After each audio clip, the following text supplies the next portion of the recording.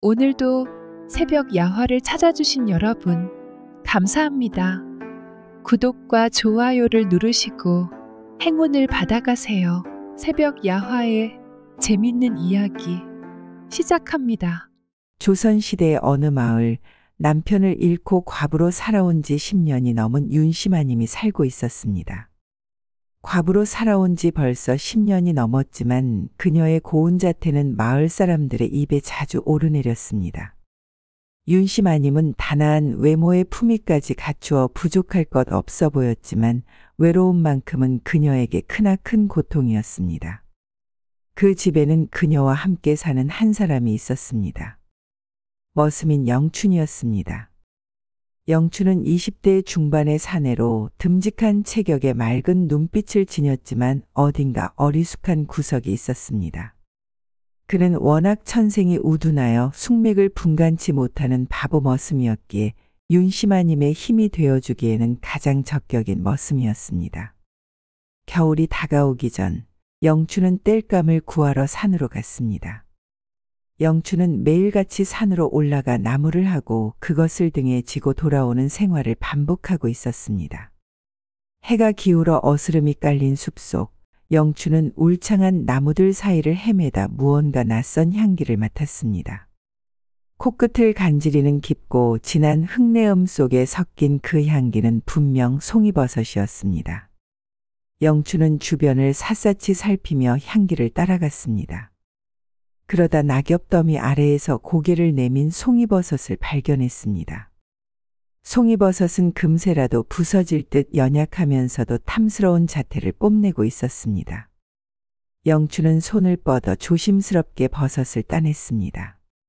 송이버섯은 귀하고 값비쌌지만 머슴살이를 하는 자신이 이런 것을 먹을 수는 없을 것이라 생각한 영춘은 망설이다가 윤씨마님께 드리기로 마음먹었습니다. 집으로 돌아온 영춘은 마님께 송이버섯을 내밀며 말했습니다.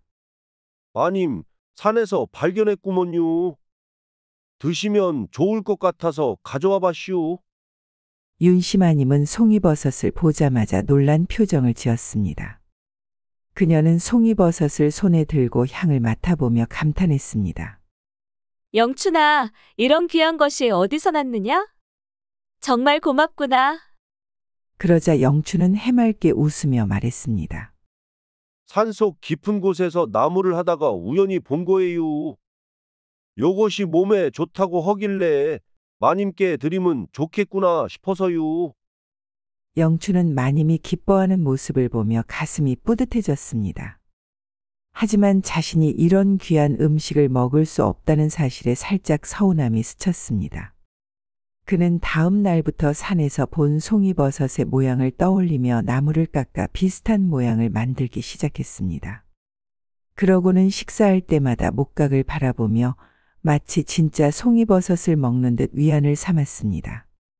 어느 날 영춘이 산에 나무를 하러 간 사이 우연히 윤씨마님은 영춘의 방에 들어갔다가 구석에 놓인 목각을 발견했습니다. 윤씨마님은 송이버섯을 정교하게 본뜬 목각을 손에 들고는 한참 동안 바라보았습니다. 아니, 이것은 도대체 무엇란 말인가? 그리고 자신도 모르게 손끝으로 그 목각을 쓰다듬기 시작했습니다. 그녀는 한동안 목각을 쓰다듬고는 이내 마음속 깊은 외로움과 갈망이 그녀를 엄습했습니다. 윤씨마님은 정절을 지키는 과부로서 살아온 자신의 삶과 억눌려왔던 감정들이 머릿속을 가득 채우는 것을 느꼈습니다. 그때 문득 방 밖에서 들려오는 소리에 그녀는 움찔하며 멈췄습니다. 문 밖에서 소리를 낸 것은 영춘이었습니다. 나무 땔감을 잔뜩 들고 온 그는 마님을 보며 밝게 인사했습니다. 마님, 다녀왔어요. 영춘은 땔감을 한쪽에 정리하며 마님에게 말했습니다. 아유, 마님, 누추한 제 방에는 뭐 하러 들어가셨대요?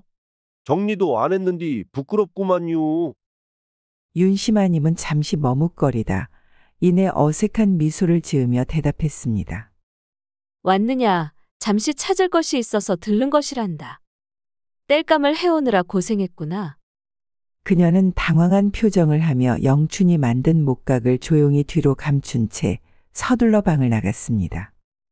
그날 밤 영춘은 저녁상을 차려놓고 밥을 먹기 위해 송이버섯을 본떡 깎아두었던 목각을 꺼내려고 했습니다. 보자, 보자, 어디 보자. 목각이 어디로 숨어버린겨. 영춘은 밥숟가락을 내려놓고 자리에서 일어났습니다. 방 한구석에 뒀던 목각을 찾으려 서랍과 바닥을 뒤졌습니다. 그러나 아무리 찾아도 보이지 않았습니다. 원매, 정말로 어디로 숨어버린겨? 영춘은 머리를 긁적이며 며칠 전 마님이 자신의 방에 들렀던 것이 떠올랐습니다. 목각을 봤을 만한 이는 마님밖에 없다고 생각한 그는 주저하다 결국 마님께 물어보기로 했습니다. 식사를 마친 후 마님이 방에서 책을 읽고 있는 모습을 본 영춘은 문 앞에서 조심스레 말을 걸었습니다. 마님, 잠깐 말씀 좀 드려도 되겠시요? 마님은 고개를 들며 부드럽게 대답했습니다. 무슨 일이냐, 영춘아? 들어오너라. 영춘은 방으로 들어가 머리를 극적이며 머뭇거렸습니다. 며칠 전에 방에 뒀던 목각이 있었는디요. 요것이 발이 달렸는지 도통 안 보여서요. 송이버섯처럼 생긴 것인디. 마님은 순간 놀란 듯 눈을 살짝 크게 뜨더니 곧 고요한 표정으로 대답했습니다. 그 목각 말이냐? 내가 가져갔다. 너무 정교하게 깎아놓아서 마음에 들어 방에 두었는데 내가 찾고 있었다면 돌려주마. 영춘은 마님의 말에 잠시 멍해졌습니다. 그러다 이내 고개를 저으며 말했습니다. 아유, 괜찮아요, 마님. 제가 그냥 심심풀이로 깎은겨요. 마님께서 좋아하시면 쓰셔요. 주변에 널린 게 나무 아니겠어요? 마님은 그의 대답에 가만히 미소 지으며 고개를 끄덕였습니다. 그래도 내가 만든 것을 내가 이렇게 멋대로 가져갔으니 미안하구나. 영춘은 손을 내저으며 웃음을 지었습니다. 아유, 마님, 저한테는 그저 나무 토막일 뿐인디요. 마님께서 잘 써주시면 저야 고맙지요. 또 필요하면 말씀하세요. 그렇게 영춘은 웃으면서 고개를 숙여 인사하며 방을 나갔습니다. 마님은 영춘의 너그러운 태도에 감사한 마음이 들었지만 동시에 약간의 죄책감도 느꼈습니다. 밤이 깊어지고 방 안을 덮은 어둠과 무겁게 내려앉은 공기는 마님의 옆자리를 더욱 더 외롭게 만들어가고 있었습니다. 마님은 방 안에 누워 영춘의 방에서 가져온 목각을 손에 쥐었습니다. 송이버섯을 본뜬 목각을 손끝으로 더듬을 때마다 오랜 세월 과부로서의 깊은 외로움이 다시 한번 마음속에서 일어났습니다. 그녀는 더 이상 과부가 아닌 한 명의 여성으로서 변하는 듯 하였습니다. 윤씨 마님은 결국 무언가를 다짐한 듯 눈을 감았습니다. 그녀의 손이 점차 몸을 따라 치마 아래로 향해 갔고 결국 목각을 서서히 자신의 품 안으로 밀어넣었습니다.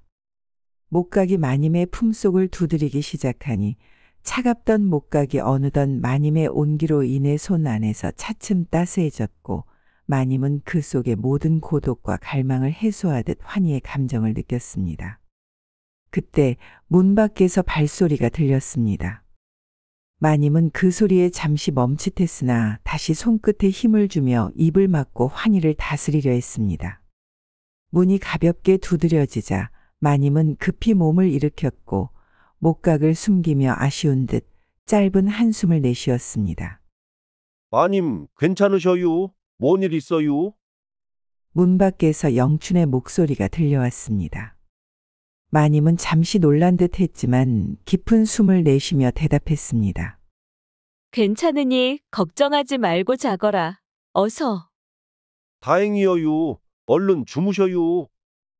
그 후 문을 닫는 소리가 들리자 마님은 다시금 눈을 감고 조용히 고개를 끄덕이며 여전히 손에 쥐고 있던 목각을 바라보고는 그저 기쁨의 미소를 지을 뿐이었습니다. 그날 이후로 윤씨 마님은 매일 밤마다 목각을 손에 쥐고 고요한 방 안에서 외로움과 갈망을 해소하는 시간을 반복했습니다. 그때마다 그녀의 숨결은 가빠지고 환희가 뒤섞인 소리가 방 안에서 울려 퍼졌습니다. 마님은 목각을 품에 안고 자신만의 환희의 시간을 보내며 그 속에서 잠시나마 안도감을 찾았습니다. 그러나 윤씨마님만의 전야제는 그리 오래가지 않았습니다. 영춘이는 며칠 동안이고 계속해서 마님의 방에서 끙끙 앓는 소리가 반복되자 마님에게 무슨 일이 생긴 것은 아닐까 걱정이 되기 시작했습니다. 아침마다 보는 마님의 얼굴은 더욱더 생기가 넘쳐 보였지만 밤마다 끙끙 앓는 소리를 내니 당최 무슨 일인지 알 수가 없을 뿐이었습니다. 우둔한 머슴인 영춘은 여자에 대해서 알지 못하였고 그저 그 소리를 들을 때마다 도대체 마님에게 무슨 일이 일어나고 있는지 궁금해질 뿐이었습니다. 영춘은 여느 때처럼 나무를 하러 산에 갔다가 장터에 들렀습니다. 그는 매일 밤마다 마님의 방에서 들려오는 소리에 계속해서 마음이 걸려 나무도 제대로 하지 못하였습니다. 마침 장터에서 동네 여자 머슴 춘심이를 만난 영춘은 서둘러 다가갔습니다. 춘심이, 잠깐 얘기 좀 할 수 있는겨? 춘심은 무거운 짐꾸러미를 들고 있던 손을 풀며 영춘을 보고 반갑게 웃었습니다. 이 오라버니, 웬일이래요? 뭔 일이라도 있는겨? 그게 말이여, 궁금한 게 좀 있어서 그러는디. 춘심은 영춘의 말을 듣고는 머리를 갸웃했습니다. 궁금한 거라면 뭐든 말해봐요. 영춘은 주변을 두리번거리며 사람들이 없는 쪽으로 춘심을 이끌었습니다. 그리고 낮은 목소리로 말을 꺼냈습니다. 거 있자녀 춘심이, 혹시 마님 방에서 밤마다 끙끙대는 소리를 들어본 적이 있는겨? 춘심은 깜짝 놀라 두 손으로 입을 틀어막으며 눈이 커졌습니다. 오메, 마님이 그런 소리를 낸다고요? 그럴 리가 있슈? 아니요, 내 귀로 똑똑히 들은겨. 그 끙끙대는 소리가 며칠째 들리는디 도통 무슨 일인지 통 모르겠는겨. 근데 마님 얼굴은 아침마다 생기가 넘치시는디 밤만 되면 소리를 내시니 걱정이 돼서 물어보는겨. 춘심은 영춘을 빤히 보더니 뭔가 눈치를 챈 듯 미소를 지었습니다. 영춘이 오라버니, 혹시 마님 방에서 뭐 특이한 거 본 거 없슈? 영춘은 잠시 생각하다가 대답했습니다. 며칠 전에 내가 깎아둔 목각을 마님이 가져갔는디 말이오. 춘심은 눈을 반짝이며 물었습니다. 못각이요? 뭔 못각이길래 그런디요? 송이버섯 본 떠서 깎은겨. 내가 산에서 송이버섯을 보고 맛은 못 봐서 눈으로라도 보려고 만든겨. 춘심은 그 말을 듣고 얼굴을 붉히며 어쩔 줄 몰라 했습니다. 허참, 오라버니 그런 걸 마님이 왜 가져가셨다고요? 마님이 너무 잘 깎았다고 허시길래 그냥 드린겨. 내가 또 깎으면 되니께.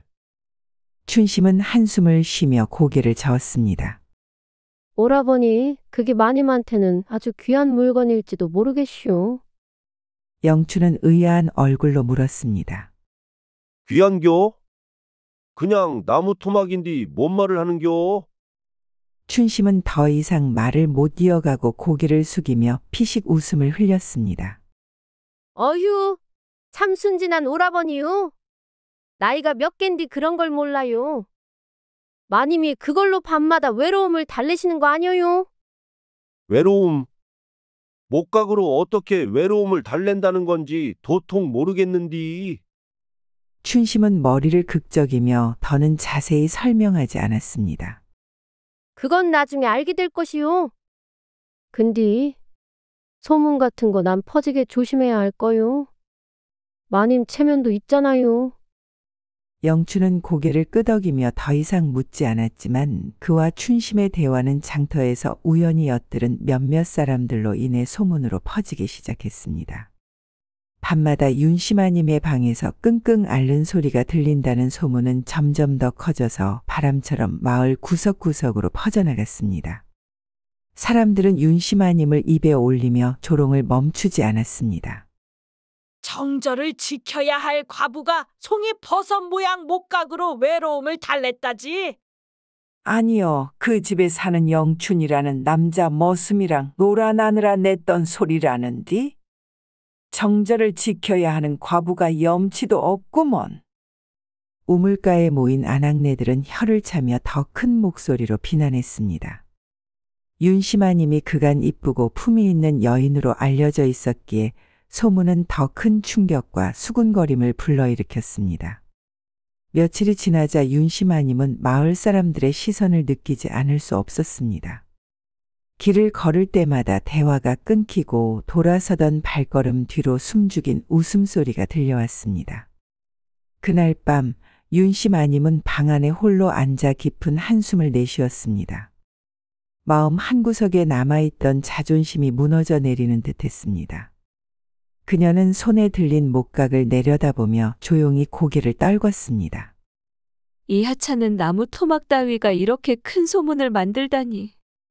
눈앞에는 자신을 조롱하던 사람들의 표정이 생생히 떠올랐고 귓가에는 그들의 웃음소리와 비난의 말들이 다시 들려오는 듯했습니다. 과부로서 평생 쌓아온 체면과 명예가 이렇게 허물어질 줄은 그녀도 미처 몰랐습니다. 윤심아님은 고요한 방 안을 둘러보았습니다. 사방은 고요했지만 그 고요함조차 마치 자신을 비웃는 듯했습니다. 한때 자신이 지켜오던 이 집마저 이제는 자신을 가두는 감옥처럼 느껴졌습니다. 이 나이에 이런 치욕을 당하게 될 줄은 정말 몰랐구나. 마님은 속삭이듯 말하며 차갑도 단단한 목각을 가만히 쥐었습니다. 그러다 차오르는 감정을 참지 못해 눈물이 뺨을 타고 흘러내렸습니다. 정절을 지키지 못한 내 잘못인 것이냐. 이런 외로움조차 허락되지 않는 세상이 문제인 것이냐. 모든 것이 자신의 탓이라 생각하면서도 동시에 세상이 너무도 냉혹하게 느껴졌습니다. 윤심아님은 목각을 품에 안고 눈물을 흘리며 마을 사람들이 수군거리는 소문 속에서 그저 조용히 숨을 죽일 뿐이었습니다. 그러한 소문으로 인해 점차 지쳐가던 밤, 윤심아님이 홀로 어두운 방 아래 앉아 지난 날을 되새기며 생각에 잠겨 있을 때였습니다. 조용한 마당을 가로질러 들리는 조심스러운 발자국 소리에 그녀는 고개를 들었습니다. 누구시죠? 마님은 경계심을 담아 낮은 목소리로 물었습니다. 잠시 뒤 방문이 살짝 열리며 옆집에 사는 과부 이 씨가 얼굴을 내밀었습니다. 그녀는 주변을 두리번거리며 방 안으로 들어섰습니다. 마님, 늦은 시간에 불쑥 찾아뵈어 죄송합니다. 이 씨는 작은 목소리로 말하며 고개를 숙였습니다. 윤심아님은 약간 당황했지만 그녀를 앉게 하며 물었습니다. 이 늦은 밤중에 어쩐 일이신가요? 이 씨는 망설이다가 마침내 입을 열었습니다. 저기 마님께서 쓰셨다는 그 목각이 정말로 그리도 좋다 하던데 혹시 제가 한 번만 좀 안 될까요? 얼굴이 새빨갛게 달아오른 이 씨는 말끝을 흐리며 윤심아님의 눈치를 살폈습니다. 윤심아님은 그제야 상황을 이해했습니다. 소문이 퍼지며 목각에 대한 이야기가 마을 곳곳으로 흘러간 것을 알고 있었지만 그것이 다른 과부의 관심까지 끌게 될 줄은 몰랐습니다. 어머, 그런 말씀을 하시다니. 윤심아님은 자신과 같은 처지에 놓인 과부를 힐끔 보며 작은 한숨을 내쉬었습니다. 저도 참 망설였지만 너무 외롭고 쓸쓸한 밤을 견디기가 힘들어서요. 이 씨는 떨리는 목소리로 말을 이었습니다. 마님이 힘드셨다는 것을 저도 알지만 마님이 목각을 사용한 뒤로 생기가 넘치신다고 하여 하루라도 빌려볼 수 있을까 싶어서요. 윤심아님은 잠시 망설였습니다. 목각은 단순한 물건이 아니라 그녀에게 외로움을 달래주는 위안이 되었기에 쉽게 내어줄 수 없는 존재였기 때문이었습니다. 하지만 자신의 눈앞에 앉아있는 옆집 과부이 씨 역시 외로움에 지친 얼굴을 하고 있었기에 그녀는 연민을 느꼈습니다.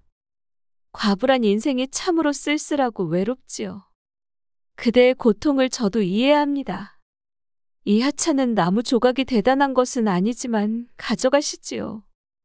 윤심아님의 대답을 들은 이 씨의 얼굴이 밝아졌습니다. 정말요? 아이고 마님 감사합니다. 윤씨 마님은 이 씨의 손을 잡으며 말을 이었습니다. 하지만 괜한 말이 또 퍼지면 마님께도 피해가 갈 테니 조심하셔야 해요. 이 씨가 물건을 가지고 돌아간 후 윤씨 마님은 다시 혼자 남게 되었습니다. 그녀는 깊은 한숨을 쉬며 생각했습니다. 결국 모두 같은 외로움을 품고 사는 거군요. 윤씨 마님의 고통을 이해한다는 듯 밖에서는 개 짖는 소리가 멀리서 울려 퍼졌습니다. 깊고 고요한 밤 그녀의 방 안에는 그녀가 앉아 있었지만 그녀의 마음은 여전히 텅 비어 보이는 듯 했습니다. 며칠이 지나자 윤씨 마님의 외로움을 달래준 목각에 대한 이야기는 옆마을의 과부들한테만 조심스럽게 퍼졌고 옆마을의 과부들까지 윤씨 마님을 찾기 시작했습니다. 그들은 모두 마님이 가지고 있던 목각을 자신도 갖고 싶어 했습니다. 하지만 자신이 가지고 있던 목각은 이미 이 씨에게 주었기 때문에 그들을 돌려보낼 수밖에 없었습니다.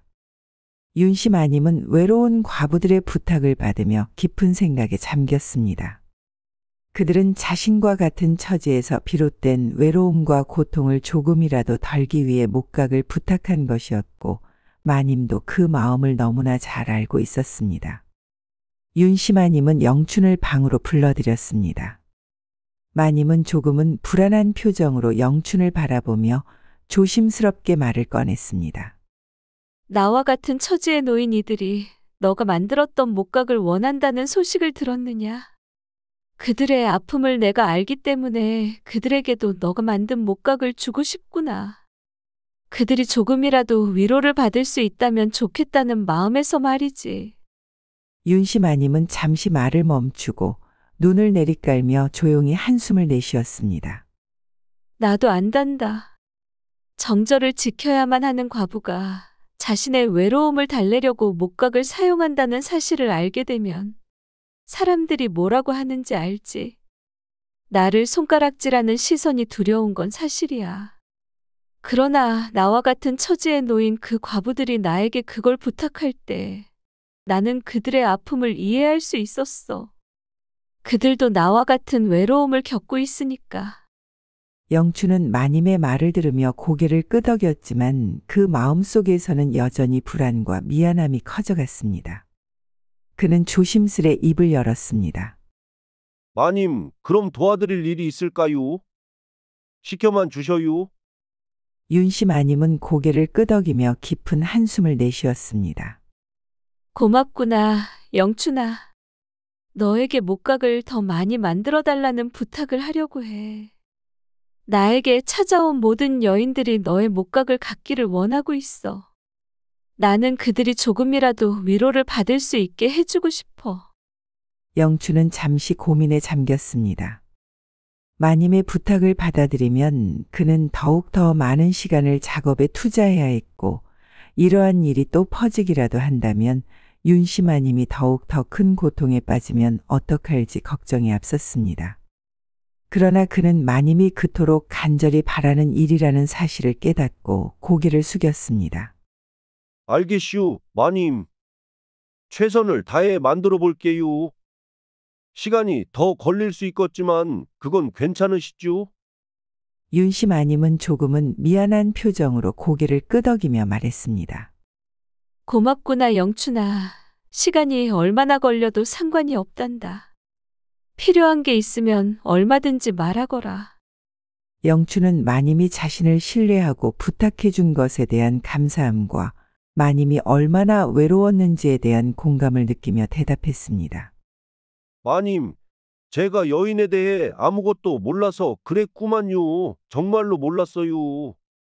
마님이 더 상처받지 마셔요. 윤씨 마님은 눈을 감고 영춘의 진지한 태도에 안도하며 말했습니다. 그래, 너가 그렇게 말해주니 마음이 놓인다.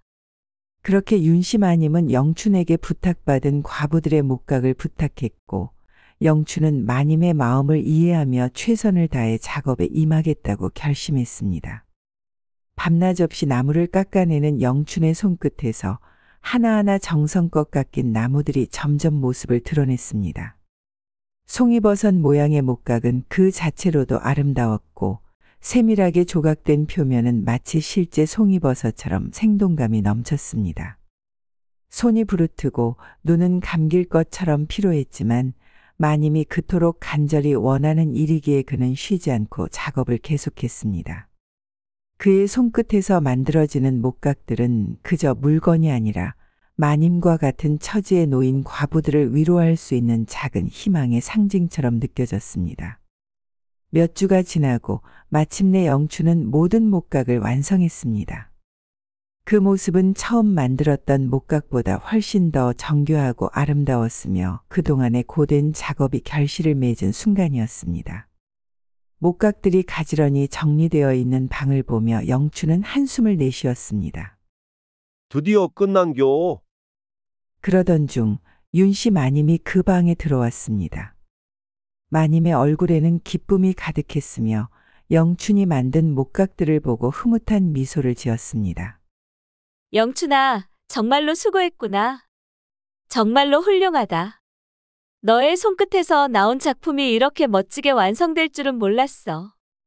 영춘은 조금 부끄러워하며 고개를 숙였습니다. 마님, 아니에요. 제가 당연히 해야 할 일을 한 건데요. 다른 마님들도 마님처럼 기뻐했으면 좋겠구만요. 윤씨 마님은 목각들을 가만히 들여다보며 말했습니다. 이제 이 목각들을 각 집의 과부들에게 전달해야겠어. 그들이 내가 겪었던 외로움과 슬픔을 조금이라도 덜 수 있기를 바란다. 영춘은 마님의 말을 듣고 고개를 끄덕이며 대답했습니다. 그렇고 말고요. 제가 정성을 다해서 만들었으니께 걱정 마셔요. 마님, 제가 직접 마님들의 집에 가서 전달해 줄게요. 마님들이 이 목각을 받으면 조금이라도 위로가 될 수 있으면 좋겠어요. 윤씨 마님은 미소를 지으며 말했습니다. 정말로 고맙구나, 영춘아. 너 덕분에 그들에게도 작은 희망이 된다면 나는 더할 나위 없이 기쁠 것이다. 영춘은 마님의 말에 힘을 얻어 마님이 부탁한 대로 목각을 각 집의 과부들에게 전달하기 위해 준비를 시작했습니다. 그리고 그는 이 일이 끝날 때까지 마님을 위해 최선을 다할 것을 다시 한번 더 다짐했습니다. 영춘은 자신이 정성스럽게 만든 목각을 하나하나 과부들에게 전달하며 그들이 행복해하는 모습을 보고는 그들이 겪고 있는 고통과 외로움에 대한 깊은 이해와 공감을 느꼈습니다. 마을의 과부들 또한 서로 다른 사연을 품고 있었지만 모두 한결같이 그 목각을 통해 잊을 수 없는 위로를 받았습니다. 목각을 통해 위로받은 과부들은 서로 자신의 아픔을 털어놓으며 서로를 이해하고 위로했습니다. 그들은 이제 더 이상 자신의 외로움을 홀로 짊어지지 않고 서로를 의지하며 살아갈 수 있게 되었습니다. 윤씨마님도 그 소식을 듣고 한동안 마음이 편안해졌습니다. 그녀는 자신이 겪었던 외로움을 누구보다 잘 이해하고 있었기 때문에 다른 과부들이 이 목각을 통해 조금이나마 평안을 찾았다는 사실이 큰 위로가 되었습니다. 물론 윤씨마님 역시 여전히 외로움을 간직하고 있었지만 그녀는 이제 그런 고통을 홀로 짊어지지 않게 되었다는 사실에 마음을 놓았습니다. 영춘은 마님이 그토록 권하는 일을 끝마쳤다는 생각에 한층 더 뿌듯해하며 그의 손끝에서 만들어진 목각들이 사람들에게 큰 변화를 일으켰다는 사실을 깨닫게 되었습니다. 그는 그 일을 통해 사람들의 아픔을 나누며 살아가는 것이 진정으로 의미 있는 일이란 것을 알게 되었습니다. 영춘이 만든 목각들은 단순한 나무 덩어리가 아니라 그들에게 있어서 서로의 존재와 감정을 느끼게 해주는 소중한 상징이 되었습니다. 그렇게 모두가 행복해하며 시간이 흐르고 영춘은 오랜만에 장터에서 춘심이를 마주쳤습니다. 이 춘심이 아뇨. 잘 지낸겨? 영춘 오라버니, 오랜만이요. 근데 목각으로 유명하던데요? 이 들은겨. 춘심이도 내 목각이 필요하면 말이오. 어째 나는 그런 건 필요 없구만요. 목각은 됐고 오라버니가 내 목각이 돼주면 되겠구만. 그 말을 들은 영춘은 얼굴이 빨개지며 방긋 웃으면서 한마디 내뱉었습니다. 요, 영춘이와 춘심이는 그렇게 오랜 인연 끝에 서로의 마음을 확인하며 혼례를 올리게 되었습니다. 윤씨마님은 그들을 진심으로 축복해 주었고 두 사람은 힘든 시절을 함께 견뎌온 만큼 서로를 더욱 아끼고 이해하며 행복한 나날을 만들어갔습니다. 윤씨마님도 마찬가지로 같은 처지의 과부들이 그녀의 곁을 지키며 따뜻한 위로와 격려를 아끼지 않았습니다.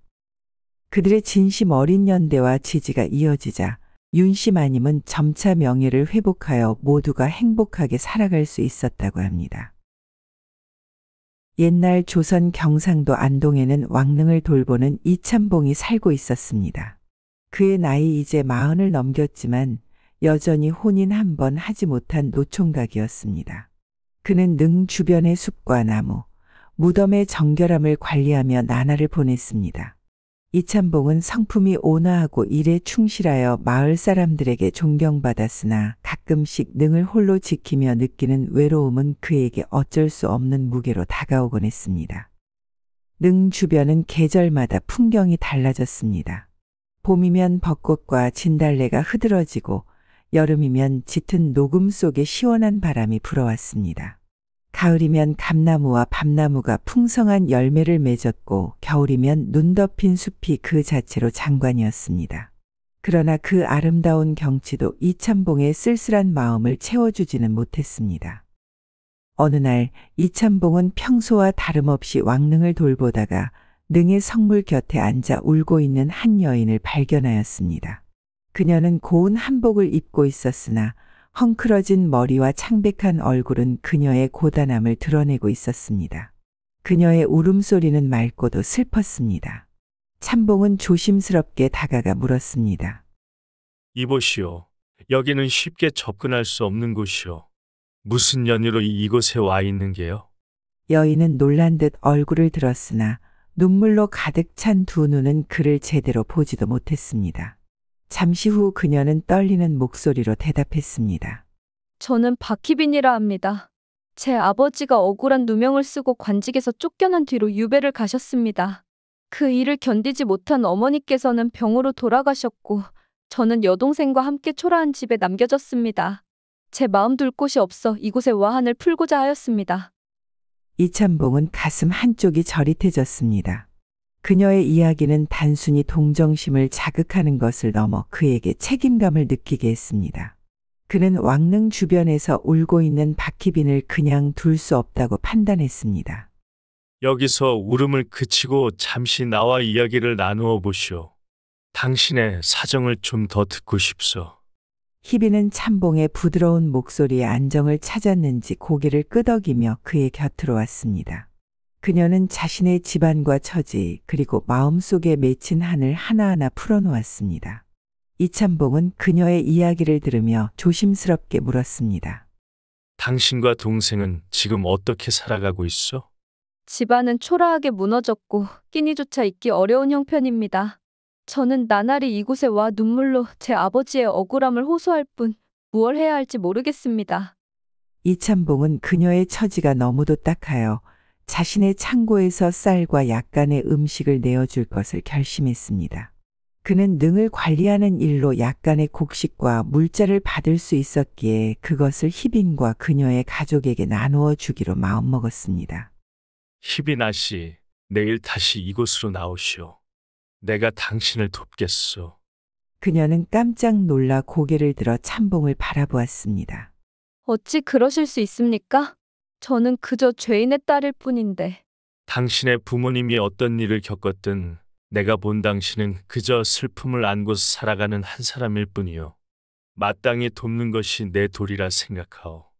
희빈은 눈물을 흘리며 고개를 숙였습니다. 이참봉은 그녀를 위로하며 내일 다시 만나기로 약속하고 돌아갔습니다. 다음 날 아침 이참봉은 창고에서 쌀과 몇 가지 반찬거리를 정성껏 준비하였습니다. 그는 어제 희빈의 처지를 생각하며 작은 도움이나마 그녀에게 건네고자 마음먹었습니다. 양반가의 딸로 고생을 겪고 있는 그녀를 돕는 것은 자신이 할 수 있는 최소한의 일이었습니다. 이 씨는 준비한 보따리를 들고 왕릉으로 향했습니다. 능 앞에는 어제와 다름없이 희빈이 앉아 있었습니다. 그녀는 무릎을 꿇고 땅을 바라보며 한참을 눈물 흘리고 있었습니다. 이참봉은 그녀를 보며 잠시 한숨을 쉬었습니다. 희빈아 씨, 이렇게 다시 와주시니 고맙소.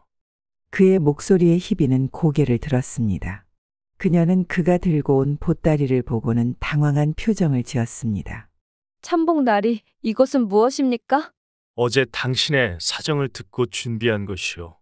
쌀과 몇 가지 음식이니 집으로 가져가 동생들과 나누시오. 어찌 이리 큰 은혜를 베푸십니까? 저는 받을 자격이 없습니다.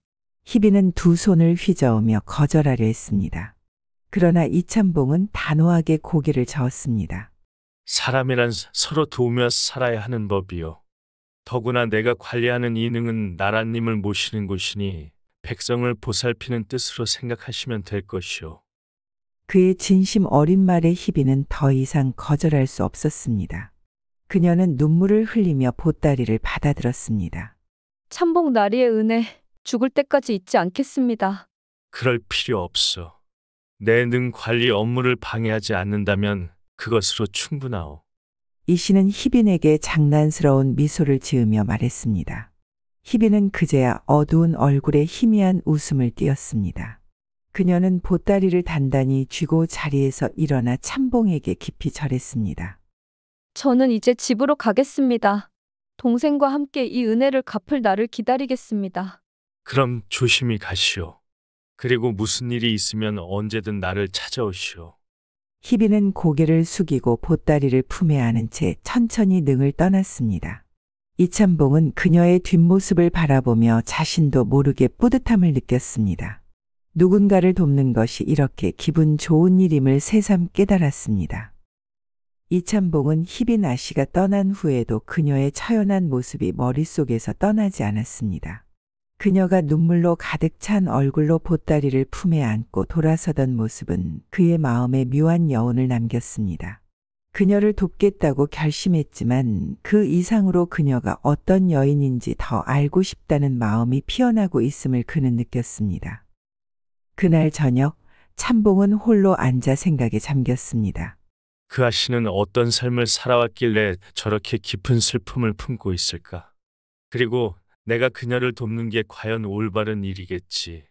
하지만 이내 스스로를 다잡았습니다. 내가 할 수 있는 일을 할 뿐이야. 누군가를 돕는 것은 잘못이 아닐 테지. 며칠 뒤 참봉은 우연히 장에 갔다가 희빈 아씨가 사는 마을에 대한 이야기를 듣게 되었습니다. 그녀의 집은 왕릉에서 멀지 않은 곳에 위치한 작은 초가였고 마을 사람들은 그녀와 그 가족에 대해 알고 있었습니다. 아, 그 집이라면 몰락한 양반가의 딸들이 살고 있는 곳이요. 어르신들이 돌아가시고 나니 어린 아씨들이 고생을 하고 있지요. 참봉은 희빈 아씨의 집에 대해 알게 되자 더 이상 망설일 이유가 없다고 생각했습니다. 그는 다시 쌀과 마른 나물 그리고 몇 가지 음식을 준비하여 그녀의 집을 찾아가 보기로 했습니다. 참봉이 그녀의 집을 처음 찾아갔을 때 그곳은 매우 초라한 모습이었습니다. 비좁고 낡은 초가집은 비바람에 금방이라도 무너질 것처럼 보였고 뜰은 잡초로 가득했습니다. 문을 두드리자 희빈 아씨가 문을 열고 그를 맞았습니다. 참봉 나리, 어찌 여기까지 오셨습니까? 아씨, 마침 근처에 볼 일이 있어 들른 김에 가져온 것이오. 가족들이 함께 나눠 드시지요. 희빈은 그의 손에 들린 보따리를 보고 놀랐습니다. 또 이런 걸 가져오시다니. 참봉 나리께서 어찌 이리 자애로우십니까? 참봉은 쑥스러운 듯 웃으며 대답했습니다. 그냥 마음이 끌려서요. 이 작은 것으로라도 도움이 된다면 좋겠습니다. 그는 음식을 내어주며 집안을 힐끗 보았습니다. 집안에는 희빈 아씨 외에 또 다른 젊은 여인이 앉아 있었습니다. 그녀는 희빈보다 조금 더 앳되어 보였지만 이목구비가 뚜렷하고 단정한 모습이었습니다. 참봉은 자연스럽게 물었습니다. 아씨, 저 여인은 혹시 동생이신가요? 희빈은 고개를 끄덕이며 대답했습니다. 예, 저 아이는 제 여동생입니다. 이름은 희연이라 하죠. 나이가 20인데 혼기가 다 찼음에도 좋은 인연을 찾지 못하고 있습니다. 참봉은 희연을 유심히 보았습니다. 그녀는 희빈 못지않게 단아하고 아름다운 외모를 가지고 있었으며 행동 하나하나가 점잖고 품이 있었습니다. 참봉은 속으로 감탄하며 생각했습니다. 두 사람 모두 어쩌면 이리도 곱고 단정한 모습일까. 이런 집안이 몰락하다니 정말 안타까운 일이군. 이참봉은 이후에도 몇 번 더 희빈 아씨의 집을 찾아갔습니다. 그는 갈 때마다 쌀이나 음식을 챙겨갔고 희빈 아씨와 이야기를 나누며 그녀의 동생 희연과 점차 친밀해졌습니다. 동생인 희연은 조용하지만 상냥한 성격으로 참봉에게 차를 내어주며 예의를 다했습니다. 이 씨가 집을 자주 드나들자 마을 사람들 사이에서는 희빈 아씨의 가족에 대한 이야기가 퍼지기 시작했습니다. 참봉 나리가 자주 저 집에 드나든다더군. 아니, 그 참봉 나리가 아직 혼자라는데 혹시 그 집안의 아씨와 혼례를 생각하는 건 아닐까? 사람들은 웃으며 소문은 빠르게 퍼졌습니다. 이참봉은 그 소문을 듣고 얼굴이 붉어졌지만 그의 마음은 이미 어느 정도 희빈 아씨를 여인으로 품고 있음을 부정할 수 없었습니다. 그는 그녀를 만날 때마다 조금씩 더 깊은 관심과 애정을 느끼고 있었습니다. 어느 날 이참봉은 희빈 아씨와 나란히 앉아 차를 마시며 대화를 나누었습니다. 아씨, 이제는 제법 안정을 찾으신 것 같아 보입니다. 제가 드리는 것들이 부족하겠지만 그래도 도움이 되길 바랍니다. 희빈은 고개를 숙이며 대답했습니다. 참봉 나리의 은혜로 저와 동생이 숨통을 틔울 수 있었습니다. 저희가 어떤 방식으로든 이 은혜를 갚을 날이 오길 바랍니다. 이 씨는 잠시 망설이다가 물었습니다. 아씨, 만약 제가 더 돕고자 한다면 그것이 과한 일이 될까요? 희빈은 놀란 듯 그를 바라보았습니다. 그러나 그의 진지한 표정을 보며 그녀도 천천히 고개를 끄덕였습니다. 나리께서 저희를 위해 해주시는 일은 과분하지만 그 마음만으로도 저희는 감사할 따름입니다. 그녀의 말에 이참봉은 더욱 확고한 마음을 가지게 되었습니다. 그는 자신이 그녀의 가족을 돕는 것뿐 아니라 그녀와의 인연을 깊게 이어가고 싶다고 결심했습니다. 얼마 후 이참봉이 왕릉 주변을 순찰하던 중 사또가 그를 불렀습니다. 사또의 표정은 단단히 굳어 있었고 그 목소리에는 화가 섞여 있었습니다. 참봉, 내가 들으니 왕릉에서 울고 있던 여인에게 쌀과 음식을 건넸다지. 어찌 그런 일을 하였는가? 이참봉은 고개를 숙이며 차분히 대답했습니다. 예, 사또. 그 여인이 몰락한 양반가의 아씨로 가족과 함께 힘겹게 살아가는 처지라 감히 작은 도움을 드렸습니다. 왕릉은 나라의 상징이자 법이 서린 곳이네. 그런데 감히 그곳에서 울며 소란을 피우는 자를 벌하지 않고 돕다니 이것이 그대가 맡은 직책에 맞는 행동이란 말인가? 사또의 목소리는 점점 높아졌고 주변에 있던 관리들도 눈치를 보며 숨을 죽였습니다. 이참봉은 잠시 생각에 잠기더니 진지한 목소리로 답했습니다. 사또, 저는 그녀가 단순히 감정에 휩싸여 울음을 터뜨린 것이 아니라 억울한 사연을 품고 그곳을 찾았음을 알았습니다. 그녀를 벌하기보다는 돕는 것이 더 큰 문제를 막을 수 있다고 판단했습니다. 더 큰 권위를 실추시키기라도 한다면 어찌할 셈인가? 참봉은 고개를 끄덕이며 진지하게 말했습니다. 사또, 백성이 억울함을 품고 방황할 때 이를 어루만지고 올바른 길로 인도하는 것도 나라의 권위가 아닙니까? 저는 그녀가 잘못된 길로 가지 않도록 작은 도움을 준 것뿐입니다. 사또는 한참 동안 참봉을 노려보았습니다. 그러나 이 씨의 단호하고 성실한 태도에 결국 한숨을 쉬며 고개를 저었습니다. 참봉, 그대의 말이 틀리지 않음을 인정하겠네. 하지만 나라의 법과 질서는 반드시 지켜져야 하니 이 일이 다시는 일어나지 않도록 하게. 명심하겠습니다, 사또. 다시는 이런 일이 생기지 않도록 하겠습니다. 사또는 그를 바라보다가 고개를 돌렸습니다. 이번만 넘어가겠네. 다음엔 나도 관용을 베풀 수 없을 것이네. 이 씨는 감사의 인사를 올리고 물러났습니다. 그는 자신의 행동이 옳았다고 믿었지만 사또의 질책을 계기로 앞으로 더 신중히 행동해야겠다고 다짐했습니다. 며칠 뒤 희빈아 씨가 감나무 열매를 줍다 다른 참봉에게 발각되는 사건이 발생했습니다. 왕릉 주변의 감나무는 나라님의 상징적 재산으로 여겨져 그 열매를 함부로 손대는 것은 큰 문제로 간주되었습니다. 여기서 뭐 하는 게냐? 능 근처에 나무에 손을 대다니 그게 무슨 짓인지 알고 있는 것이냐? 희빈은 놀라 얼굴이 하얗게 질렸습니다. 그녀는 손에 들고 있던 감을 떨어뜨리며 얼어붙은 듯 말을 잇지 못했습니다. 참봉은 그녀를 끌고 박사또 앞으로 갔고 사건의 전말을 보고했습니다. 사또, 이 여인이 왕릉의 감나무에서 열매를 주워가려 했습니다. 박사또는 얼굴을 붉히며 크게 화를 냈습니다. 또다시 이런 일이 벌어지다니. 내가 그 참봉에게 경고하지 않았는가? 어찌 이런 일을 또 벌이느냐? 이참봉은 사또 앞에서 무릎을 꿇었습니다. 사또, 모든 것은 제 책임입니다. 제가 그녀와 가족의 사정을 들은 뒤로 제대로 살피지 못해 이런 일이 벌어진 것입니다. 이런 일이 반복된다면 내가 어찌 그대의 충성심을 믿을 수 있겠는가? 박사또는 분노를 참지 못해 호통쳤습니다. 그러나 이참봉은 단호히 대답했습니다. 이번에는 반드시 방법을 찾아 이런 일이 다시는 일어나지 않도록 하겠습니다. 제게 마지막 기회를 주십시오. 사또는 한참 동안 침묵하더니 결국 한숨을 내쉬며 말했다. 마지막이다. 마지막 기회다. 이번에도 어기면 그대는 관직을 내려놓게 될 것이네. 감사합니다, 사또. 반드시 책임을 다하겠습니다. 이 씨는 사건 이후 희빈 아씨를 찾아가 사정을 설명했습니다. 아씨, 이번 일은 결코 반복되어서는 안 됩니다.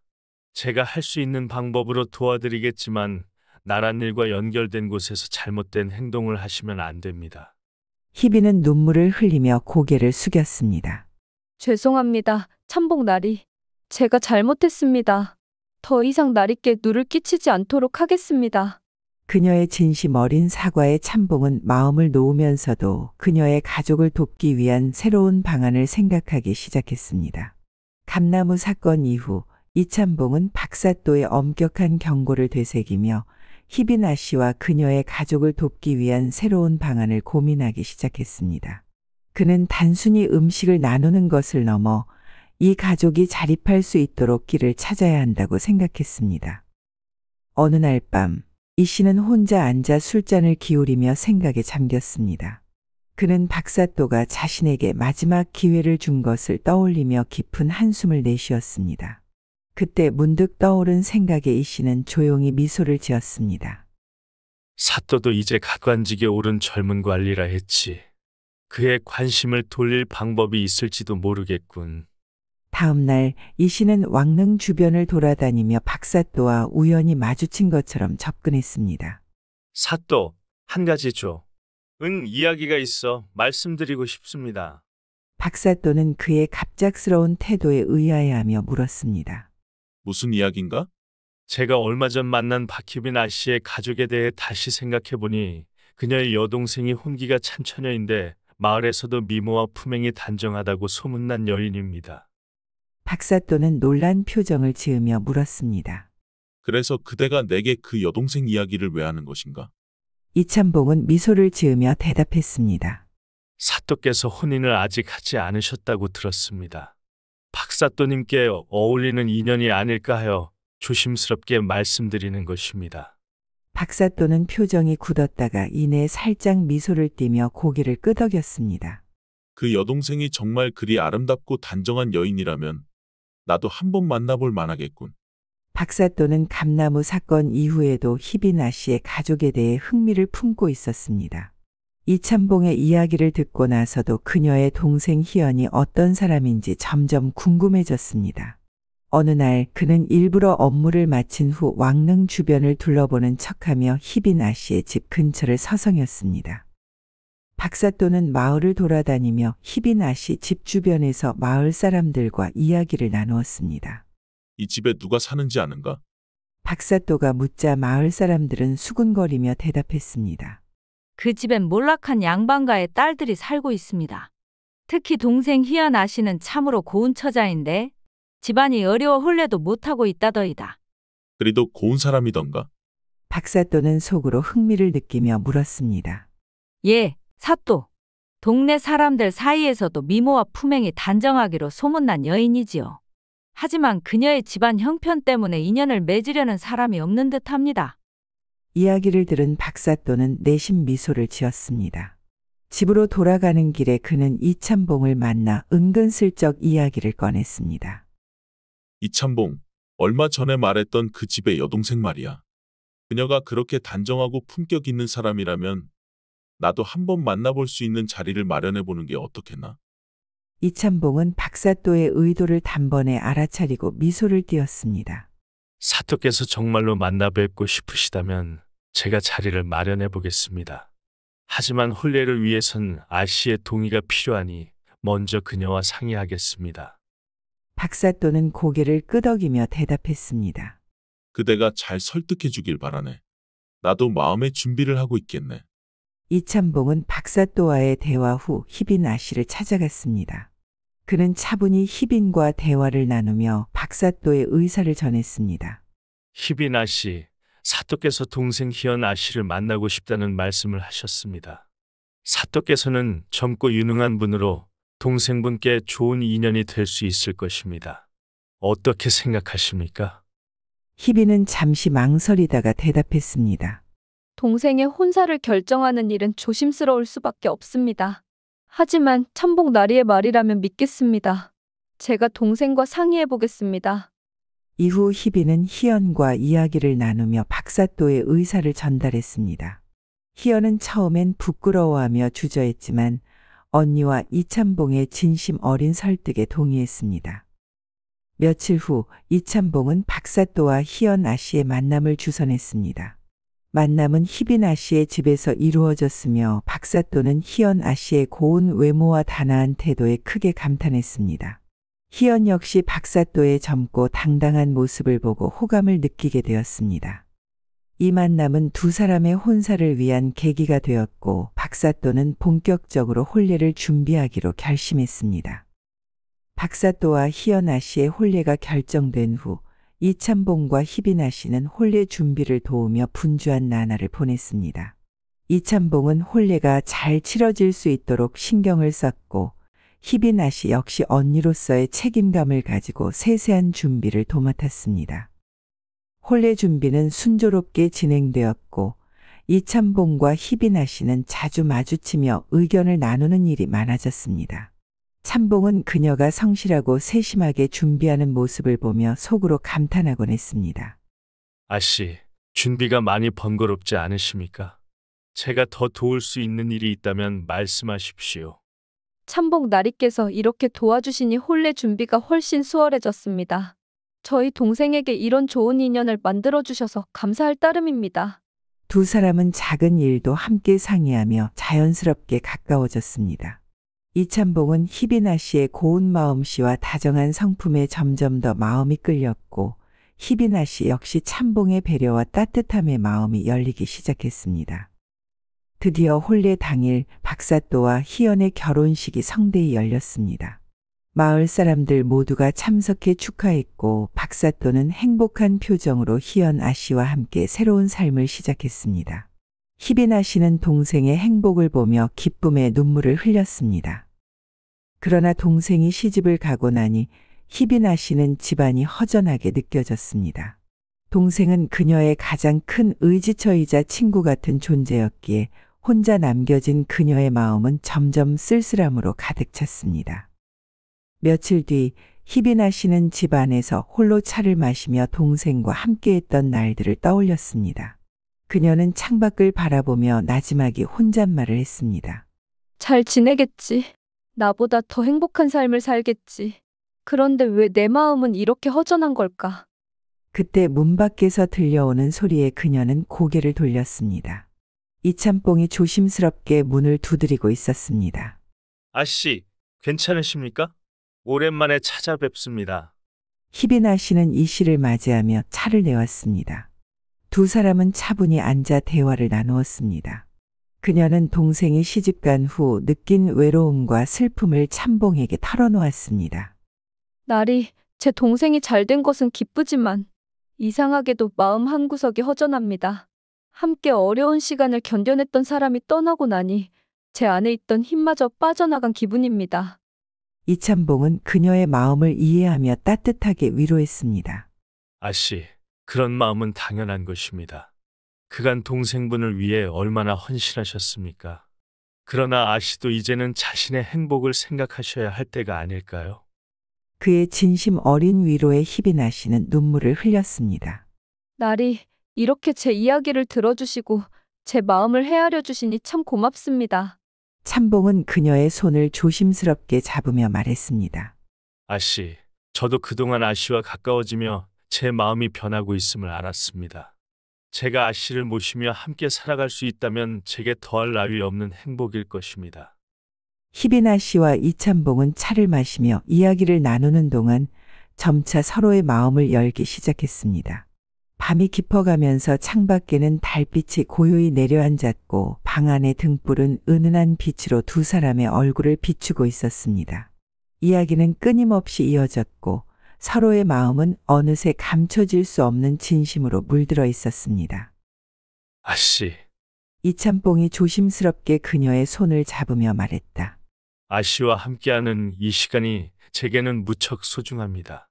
나는 이제 더 이상 당신의 곁을 떠나고 싶지 않습니다. 희빈은 그의 진심 어린 말에 가슴이 두근거렸습니다. 그동안 그녀가 쌓아왔던 외로움과 슬픔이 그의 따뜻한 손길에 사르르 녹아내리는 것만 같았습니다. 그녀는 떨리는 목소리로 대답했습니다. 나리께서 제 마음을 이렇게 헤아려 주시는 것만으로도 저는 이미 너무나 감사하고 행복합니다. 저도 나리와 함께하고 싶습니다. 그 말이 끝나자마자 두 사람 사이에 긴장이 부드럽게 풀렸습니다. 참봉은 그녀의 손을 조심스레 어루만지며 한 걸음 다가섰습니다. 희빈은 눈을 감고 그의 손길을 느끼며 그동안 억눌러왔던 감정을 서서히 풀어내기 시작했습니다. 창문 틈으로 새어들어온 달빛은 방 안에 희미한 빛과 그림자를 만들어냈습니다. 참봉은 천천히 그녀의 눈을 바라보며 말했다. 아씨, 그대의 슬픔을 내게 맡기시오. 앞으로는 내가 그대의 웃음을 책임지겠습니다. 희빈은 그의 말을 듣고 살짝 눈물이 맺힌 눈으로 고개를 끄덕였습니다. 저도 나리의 곁에서 평생을 함께하고 싶습니다. 제가 가진 것은 부족하지만 나리께 제 마음만은 온전히 드릴 수 있습니다. 그들은 서로의 마음을 확인하며 다가섰습니다. 참봉은 떨리는 손으로 그녀의 얼굴을 어루만지며 고요히 입을 맞추었습니다. 그녀는 처음에는 놀라 떨었지만 이내 그의 진심을 느끼고 그에게 몸을 맡겼습니다. 그날 밤 두 사람은 서로를 있는 그대로 받아들이며 깊은 사랑을 나누었습니다. 참봉은 그녀의 손을 잡고 조심스럽게 다가서며 말했다. 아씨, 그대의 모든 것을 존중하며 내가 할 수 있는 모든 사랑을 드리겠습니다. 그녀는 고개를 끄덕이며 그에게 말했다. 나리, 제 마음도 같사옵니다. 오늘 밤 이 순간만은 우리 둘만의 시간이기를 바랍니다. 참봉은 그녀를 천천히 품에 안았습니다. 두 사람은 서로의 온기를 느끼며 긴 세월 동안 쌓였던 외로움과 그리움을 하나하나 녹여갔습니다. 희빈은 그의 손길에 자신도 모르게 미소를 지으며 마치 오랜 기다림 끝에 안식처를 찾은 듯한 안정감을 느꼈습니다. 나리, 그녀가 조용히 속삭였습니다. 저는 지금이 마치 꿈만 같습니다. 제게 이런 행복이 찾아올 줄 몰랐습니다. 참봉은 그녀의 이마에 입을 맞추며 부드럽게 대답했습니다. 아씨, 이 순간이 우리의 시작일 뿐입니다. 앞으로는 매일 밤, 매일 아침이 이렇게 행복할 것입니다. 그들은 서로의 마음과 몸을 온전히 나누며 더 이상 외로움이 아닌 사랑으로 가득 찬 밤을 보냈습니다. 두 사람은 서로를 통해 진정한 행복과 위로를 발견하며 그날 밤을 영원히 잊을 수 없는 추억으로 간직하게 되었습니다. 이날의 만남은 단순한 감정의 교류를 넘어 두 사람의 인생을 영원히 바꾸는 사랑의 시작이 되었습니다. 그들의 사랑은 다음날 아침까지도 방 안에 은은히 남아 이제는 결코 떼어낼 수 없는 깊은 인연으로 이어졌습니다. 시간이 흐르며 두 자매는 각자의 자리를 찾아 행복한 삶을 살아갔습니다. 몰락한 양반가의 딸로서 외로움과 고난 속에 살아왔던 희빈과 희연은 진정으로 자신들을 이해하고 아껴주는 두 남성을 만나 사랑의 결실을 맺었습니다. 희연은 박사또와 혼례를 올린 뒤 사또의 든든한 지지 속에서 가정을 꾸렸습니다. 희빈 또한 이참봉과의 사랑을 확인한 후 혼례를 올리고 그의 곁에서 행복한 나날을 보냈습니다. 두 자매는 비록 집안이 몰락하며 많은 것을 잃었지만 진정한 사랑과 소중한 인연을 얻었습니다. 박사또와 이참봉은 처음에는 각자의 직무에 엄격한 잣대를 들이대던 사람들이었습니다. 하지만 그들이 가벼운 마음으로 내어준 용서와 이해는 자신들에게 큰 사랑과 행복으로 돌아왔습니다. 박사또는 자신의 엄격함을 내려놓고 희연을 마음에 품었으며 이참봉은 자신의 직무를 넘어선 따뜻한 배려로 희빈을 사랑하게 되었습니다. 사또는 어느 날 희연에게 농담조로 말했습니다. 내가 그때 참봉의 말을 듣지 않았더라면 이렇게 고운 아내를 얻지 못했겠지. 희연은 부드럽게 웃으며 대답했습니다. 나리께서는 제 마음을 얻으셨으니 참봉 나리께도 감사 인사를 드려야 하지 않겠습니까?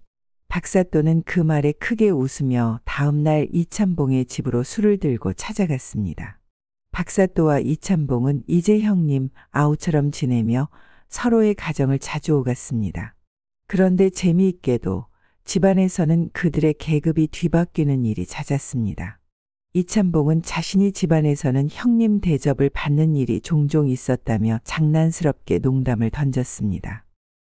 사또, 나란일에서는 사또가 위지만 이 집에서는 내가 형님입니다. 제수 씨가 내게 가르치기를 나를 잘 모시라고 하더군. 박사또는 웃음을 터뜨리며 대꾸했습니다. 참봉날이 나란 일이야 내가 위일지 몰라도 내 아내께서는 늘 참봉되게 하는 말에 따르더군. 결국 형님 대접을 받는 건 그쪽인가? 이 둘의 티격태격은 마을 사람들에게도 소문이 났고 마을에서는 두 사람의 관계를 두고 형님 사또와 아우 참봉이라며 웃음거리로 삼았습니다. 그러나 두 사람은 그런 소문을 개의치 않고 오히려 즐기며 지냈습니다. 두 자매는 서로를 위해 희생하며 어려운 시기를 견뎌낸 끝에 각자의 사랑을 찾았습니다. 그리고 두 남성은 작은 용서와 배려로 인해 진정한 사랑을 얻고 행복한 가정을 이루게 되었습니다. 이 이야기는 우리에게 용서와 이해가 얼마나 큰 사랑으로 돌아올 수 있는지를 일깨워줍니다. 또한 사회적 지위나 물질적 조건이 행복의 전부가 아니라는 사실을 보여주며 진정한 행복은 서로를 아껴주는 따뜻한 마음에서 비롯된다는 것을 깨닫게 합니다. 박사또와 이참봉이 술잔을 부딪히며 웃음 짓는 모습 뒤로 두 자매가 서로를 바라보며 미소 짓는 장면으로 이야기는 끝이 납니다. 고난과 슬픔을 뒤로하고 그들 모두는 사랑과 웃음이 가득한 삶을 이어갔습니다. 그리고 마을 사람들은 여전히 이렇게 말하곤 했습니다. 사또네 집이건 참봉네 집이건 결국 그 집안의 가장 높은 사람은 아내들이더군. 그 말에 두 남성은 어깨를 들썩이며 웃음으로 응답했습니다. 옛날 조선시대 한양의 술과 여자와 같이 아름다움을 좋아하는 한량 양반이 있었습니다. 그는 명문가 출신이었지만 언제나 술과 기생들과 함께 시간을 보내며 여유롭고 자유로운 삶을 즐기고 있었습니다. 공부와 학문보다는 유흥을 더 즐기며 사고만 치고 다니는 그의 일상은 마을 사람들에게도 익히 알려져 있었습니다. 다른 날과 다를 것 없이 한량 양반은 오늘도 술에 취해 비틀거리며 집으로 들어섰습니다. 그를 본 부모님은 얼굴을 찌푸리며 침묵 속에서 서로 눈길을 주고받았습니다. 정말 어쩌면 좋단 말이냐? 매일 밤 취해 집에 돌아오는 게 자랑인 것이냐?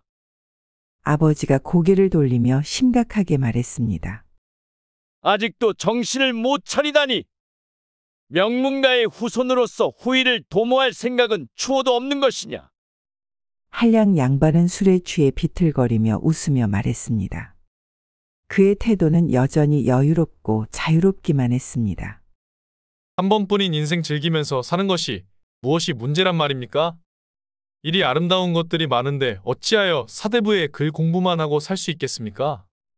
그러자 아버지는 아들을 꾸짖으며 말했습니다. 이젠 더 이상 너를 이렇게 두고 볼 수 없다. 동쪽 오천에 원님 자리를 마련해놨다. 가서 그곳에서 제대로 배우고 오거라. 그들은 그를 오천의 원님으로 보내기로 하였습니다. 한량 양반은 처음에는 당황했지만 곧 마음을 바꾸었습니다. 유랑을 즐기고 자유로운 삶을 선호하는 그의 성격에는 오천으로 떠나는 일이 오히려 반가운 일이었기 때문입니다. 새로운 곳에서 더 큰 자유를 만끽할 수 있을 거라 생각하며 다음날 곧장 부모님께 인사를 드리고 오천으로 떠날 준비를 했습니다.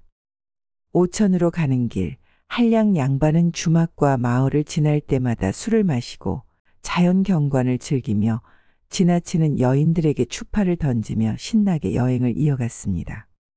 길가에 펼쳐진 푸르른 산과 맑은 강물은 그에게 즐거움을 안겨주었고 그는 매 순간 그 자체가 즐거운 시간이었습니다. 지나가는 여인에게 말하며 가벼운 웃음을 주는 것만으로도 그는 즐거워했습니다. 그의 마음속에서는 항상 자유로움이 그 무엇보다 중요했습니다. 밤도 아닌데 별이 빛나다니 내 살아있길 참으로 잘하였소. 이러한 추파를 들은 여인들도 그의 행동을 싫어하지 않고 오히려 부끄러워 자리를 피하였습니다. 왜냐하면 그는 누가 봐도 잘생겼기 때문이었습니다. 그의 훈훈한 외모와 여유로운 태도는 여인들의 마음을 자연스레 사로잡았고 그는 농담을 던질 때마다 그들이 웃으며 반응하는 것을 즐겼습니다. 그런 그의 매력은 어느 곳을 가나 사람들에게 웃음을 주었고 그에게 보내는 관심은 그가 생각하는 것보다 더욱 강렬했습니다. 그는 마침내 어느덧 오천으로 가기 위한 넓은 강을 마주했습니다. 잠시 주변을 살피다가 배를 몰고 있는 뱃사공을 발견했습니다. 양반은 손을 들며 뱃사공에게 소리쳤습니다. 저기 이보시오. 내 강을 건너야 하니 좀 도와주시게나? 뱃사공은 고개를 돌려 그를 바라보았고 고요하게 배를 몰아 다가왔습니다. 그런데 점차 다가오는 뱃사공의 모습을 보니 그가 예상했던 것과는 달리 그 여인은 아주 백옥처럼 하얗고 어여쁜 처자였습니다. 그의 눈빛이 반짝였고 자기도 모르게 입꼬리가 올라갔습니다. 여인의 아름다움에 마음이 설렘을 느꼈습니다. 뱃사공이 다가와 양반을 태운 배가 조용히 물살을 가르기 시작했습니다. 배에 오른 양반은 잠시 주변의 경치를 감상하며 미소를 지었습니다. 그러다 문득 우리의 차기 오천 원님이자 양반님은 장난기가 발동하여 여인에게 농담을 던졌습니다. 자네 배에 올라타니 기분이 참 좋군. 이리도 좋은 날에 아리따운 처자의 배 위에 있으니 이보다 더 기쁠 수가 없구려? 뱃사공은 얼굴이 살짝 붉어지며 대답했습니다. 그렇게 좋아하시니 다행이네요. 양반님은 눈을 반짝이며 다시금 물었습니다. 그래, 그럼 처자 남편의 성씨를 물어봐도 되겠소? 뱃사공 여인은 눈살을 찌푸리며 대답했습니다. 아니, 아직 혼례도 올리지 못한 처녀한테 도대체 그게 무슨 막말입니까, 나으리? 양반님은 미안한 듯 웃으며 말했습니다. 아이고, 내가 실례했소. 그렇다면 자네의 얼굴이 참으로 하얗고 고우니 백시성을 가진 서방은 어떻겠소? 여인은 잠시 생각하다가 대답했습니다. 나으리 성이 백시라도 된답니까? 백시라니 왜 그렇습니까? 양반님은 씩 웃으며 말했습니다. 하나가 아닌 100명의 서방이 자네를 챙겨주니 당연히 기분이 좋지 않겠소? 그러자 여인은 웃으며 말했습니다. 참으로 백서방이라면 저도 이제 더 이상 사공일을 안 해도 되겠네요, 나으리. 나으리는 뭐 하는 분이시길래 하찮은 여인에게 이리 농을 던지시는 것이오? 어찌 그대를 하찮다고 하시는 것이오? 그렇게 생각하지 마시오. 그대 덕분에 가는 길이 심심하지 않으니 참으로 좋구려? 나는 오천의 원님으로 발령받아 가고 있었소. 물길위에서는 그대가 나의 목숨줄을 가지고 있으니 부디 잘 부탁하겠소. 처자는 그 이야기를 듣고 잠시 멈추어 양반님에게 말을 이어갔습니다. 나으리 나이도 있어 보이시는데 오천원님의 마님도 참으로 안 됐습니다. 총각이었던 양반님은 처녀의 말을 듣고는 얼굴이 빨개지며 되물었습니다. 아니, 누가 봐도 총각이 나한테 무슨 말이요? 그리고 내 아내가 참으로 안 됐다니 그게 무슨 말이요? 그러자 여인이 미소 지으며 말했습니다. 5천 원님의 미래 마님께서는 참으로 안 되셨고 말고요. 저야 원님께서 말해주신 백서방 덕분에 편히 살 수 있겠지만 하나 둘도 아닌 5천의 원님을 모시려면 마님의 하루가 턱없이 부족하지 않겠습니까?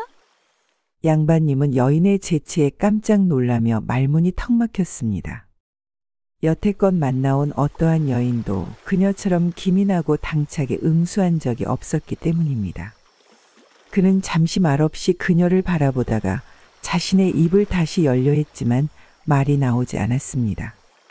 여인의 미소와 장난스러운 태도는 그동안 그가 고백하거나 추파를 던져온 다른 여인들과는 확연히 달랐습니다. 그녀는 양반님이 던진 농담을 받아서 한 발 더 나아가 그를 놀리듯이 말하는 것이었습니다. 그동안 술과 여자를 즐기며 주위를 돌던 양반에게는 경험해보지 못했던 상황이었고 이 여인이 다르게 보이기 시작한 순간이었습니다. 양반님은 잠시 당황한 듯한 표정을 지으며 여인을 바라보다가 뻘쭘한 기색을 감추기 위해 말을 꺼냈습니다. 그렇다면 이제 얼만큼이나 더 가야 강을 건널 수 있는 것이오? 그의 말은 자연스럽게 분위기를 풀어보려는 시도였지만 여전히 어색한 미소를 짓고 있었습니다. 여인은 조금 웃음을 터뜨리며 대답했습니다. 거의 다 왔습니다. 나으리 편히 앉아 계시지요. 이윽고 배가 건너편 강가에 도착했습니다. 양반님은 천천히 자리에서 일어나며 뱃사공 여인에게 고개를 숙여 인사했습니다. 고맙소. 덕분에 지루하지 않게 강을 무사히 건널 수 있었소. 여인은 고운 미소를 지으며 그를 배웅했습니다. 양반님이 배에서 내리려는 순간 그녀가 장난스러운 표정으로 소리쳤습니다. 잘 가시오. 아들님아, 나도 즐거웠소이다. 양반님은 걸음을 멈추고 뒤를 돌아보며 눈을 동그랗게 뜨고 물었습니다. 아니, 아들이라니 그게 무슨 말이오? 여인은 재치 있는 미소를 지으며 말했습니다. 내 배에서 나왔으니 이제부터는 나으리가 내 배에서 난 아들 아니겠습니까? 그 말에 양반님은 잠시 멍하니 있다가 어이가 없다는 듯 웃음을 터뜨리며 고개를 저었습니다. 이거 정말 농으로는 처자를 이길 방법이 없구려? 그녀의 재치와 당돌함에 완전히 매료된 그는 강을 건너는 동안 느꼈던 감정이 더욱 깊어짐을 깨달았습니다. 그녀는 지금껏 만났던 여인들과는 다른 무언가를 가지고 있었습니다. 그는 잠시 강가에 서서 배를 돌리려는 그녀를 바라보다가 다가갔습니다. 처자, 참으로 기운 좋고 매력적인 사람이구려. 이런 인연도 흔치 않은데 혹여 나와 함께 오늘 밤 근처 주막에서 술 한잔 나누며 이야기나 더 할 수 있겠소? 그녀는 잠시 멈칫하더니 양반님을 올려다보며 미소를 지었습니다. 나으리께서는 참으로 솔직하시군요. 하지만 미천한 제가 어찌 나으리 같이 귀한 분과 술잔을 나눌 수 있겠습니까? 저 같은 뱃사공은 그저 강을 건너는 일에 충실할 따름입니다. 양반님은 그녀의 단호하면서도 부드러운 대답에 더욱 끌렸습니다. 아니, 그리 말하지 마시오. 오늘의 인연이 너무도 아깝소.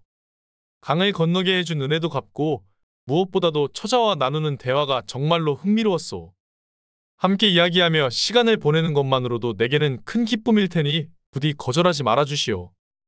그녀는 양반님의 간절한 목소리를 듣고는 고개를 갸웃거리며 한숨 섞인 미소를 지었습니다.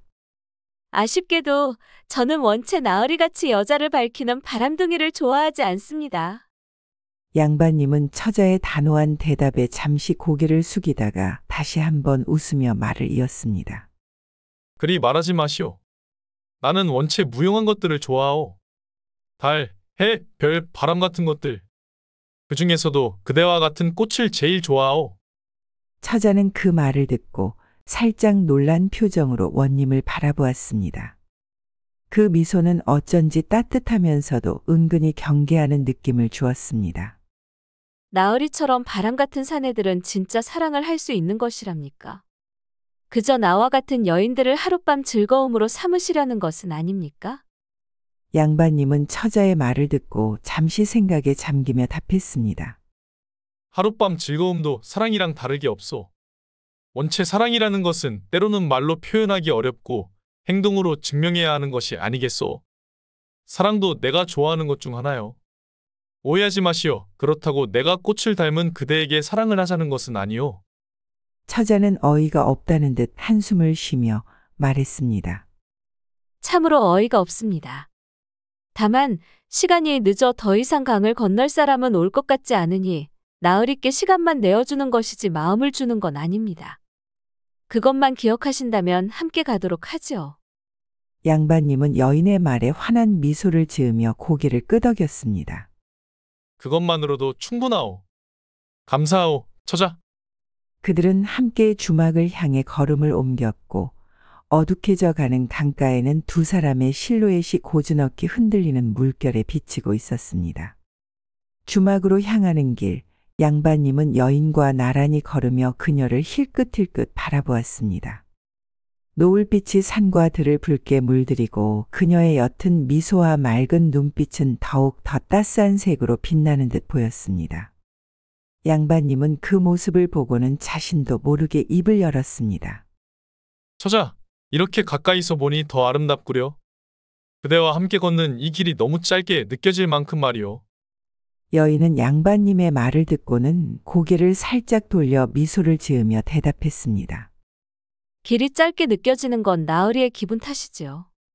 길은 늘 그 자리에 있으니 말입니다. 양반님은 그녀의 농담 섞인 대답에 미소를 짓더니 다시 입을 열었습니다. 처자와 함께 걷는 이 길이 너무나 짧게 느껴져 그렇소이다. 이 길이 더 길었으면 좋겠구려? 그녀는 잠시 생각하더니 장난스러운 표정으로 답했습니다. 길이야 늘릴 수 없지만 지금부터 나으리와 함께 머무는 시간을 길게 하는 건 제 선택에 달려 있으니 늘릴 수도 줄일 수도 있지 않겠습니까? 그 말에 양반님은 눈을 반짝이며 감탄했습니다. 처자, 참으로 매력적이구려? 이 선택이 오늘 내게 가장 중요한 일이 될 듯하오. 여인은 미소를 지으며 살짝 고개를 숙였고 두 사람은 웃음 속에서 주막으로 향했습니다. 저무는 노을 아래 그들의 그림자는 길게 드리웠고 발걸음은 점점 가까워지는 듯 경쾌하게 이어졌습니다. 주막에서 술잔을 나누며 여인은 장난스런 표정을 지으며 양반님에게 물었습니다. 사내의 행동과 입이 이리도 가벼우니 어찌 한 고을에 원님을 하실 수 있겠습니까? 다른 곳도 안 봐도 가벼울 게 뻔할 텐데 어찌 여인을 품어봤자 여인이 곁에 머물기나 하겠습니까? 양반님은 여인의 말에 잠시 웃음을 참으며 답했습니다. 처자의 말처럼 입이 가볍다면 그만큼 많은 이야기를 나누고 싶다는 뜻이기도 하오. 그대처럼 똑똑하고 재치 있는 여인과는 말로만이라도 많은 시간을 보내고 싶으니 어찌 그걸 못할 일이겠소. 하지만 처녀의 말하지 못하는 입은 참으로 무겁겠소. 양반님은 여인의 농담에 지지 않고 받아치며 말했습니다. 여인은 처음에는 이해하지 못하였지만 잠시 뒤 여인은 웃음을 참지 못했습니다. 양반님의 농담이 수치스러울 만도 하지만 예상치 못한 대답이었기 때문입니다. 맞습니다, 나으리. 그래도 제 입을 열 수 있는 것은 적어도 한없이 가벼운 나으리는 아니실 것이옵니다. 여인은 양반님의 짓궂은 농담을 다시 한번 받아쳤습니다. 그녀의 말 속에는 양반님을 향한 조롱과 동시에 그에 대한 조금 더 깊은 관심과 호기심이 섞여 있었습니다. 양반님은 그녀의 의미를 파악하고는 미소를 지으며 처자에게 되물었습니다. 그렇다면 그대의 그리도 무거운 입은 어떻게 하면 열 수 있단 말입니까? 하지만 여인은 지지 않고 다시 한번 미소 지으며 대답했습니다. 현재로서는 철벽 요새와 같이 단단히 닫힌 문이라 할 수 있겠으나 그 문을 열 수 있는 것은 사내의 능력에 따라 달라지지요. 그러자 양반님은 다시 한번 더 크게 웃으며 대답했습니다. 아무리 철벽 요새의 무거운 문도 성의를 담으면 결국 열리기 마련이니 내 온 마음을 다해 노력해 보겠소. 식사가 거의 끝날 무렵 양반님은 잠시 생각에 잠긴 듯 하더니 술잔을 내려놓고 입을 열었습니다. 처자 시간 내주어 참으로 즐거웠소. 내 짓궂은 농담에 기분 나빠하지 않고 잘 받아주어 참으로 고맙소. 그런데 이곳에서 오천까지 가는 길이 꽤 멀고 험하다고 하던데 혹시 처자는 그 길을 잘 아시오? 그러자 처자도 진지한 양반님의 표정에 잠시 머뭇거리다 대답했습니다. 잘 알다마다요. 참으로 잘 됐소. 그러면 내 부탁을 하나 해도 되겠소? 처자는 술잔을 손에 들고 고개를 살짝 기울이며 미소 지었습니다. 나으리께서 이토록 진지하게 부탁하시니 한번 들어는 봐야겠습니다. 혹 어떤 부탁이신지요? 양반님은 조심스럽게 말을 이었습니다. 내일 아침이면 다시 길을 떠나야 하는데 이 강가에서 만난 당신과의 인연을 이렇게 끝내고 싶지 않소. 오천까지 나와 동행해 주실 수 있겠소? 처자는 양반님의 요청에 잠시 멈칫하며 눈빛을 피하지 않고 그의 얼굴을 바라보았습니다. 양반님께서 제게 이리도 정중히 부탁하시니 거절하기가 쉽지 않군요. 하지만 제가 어찌 오천까지 나으리와 함께 갈 수 있겠습니까? 이곳을 떠나기는 어려운 일입니다. 양반님은 우울한 표정을 지으며 말했습니다. 하지만 아니 그대도 잠시 일을 쉬고 마실을 나간다 생각하시면 어떻소? 나으리, 유랑도 좋지만 똑똑한 나으리께서 그 길을 모를 리 없지 않습니까? 게다가 앞으로 강을 건너고자 하는 사람들은 어쩐단 말입니까? 그는 한숨을 쉬더니 고개를 숙이고 가슴을 치는 신용을 시작하며 말했습니다. 내 오천으로 가다 길을 잃어 한양에 계신 부모님께 인사도 못 드리고 죽으면 그 책임은 누가 진단 말입니까? 내 무덤의 비석에 나룻배 처자가 나의 동행을 거절하여 길을 잃고 굴러 떨어져 이 자리에 죽었다라고 새겨주신다면 더 이상 부탁하지 않고 내 포기하겠소. 처자는 그의 능청스러운 태도에 어이가 없다는 웃음을 터뜨리며 고개를 저었습니다. 어찌 이리도 사람을 곤란하게 만드시는 것입니까?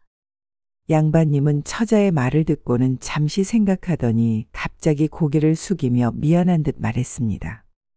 처자께 무리한 부탁을 하였구려. 내가 잠시 흥분하여 경솔했던 것 같소. 미안하오. 더는 말하지 않겠소.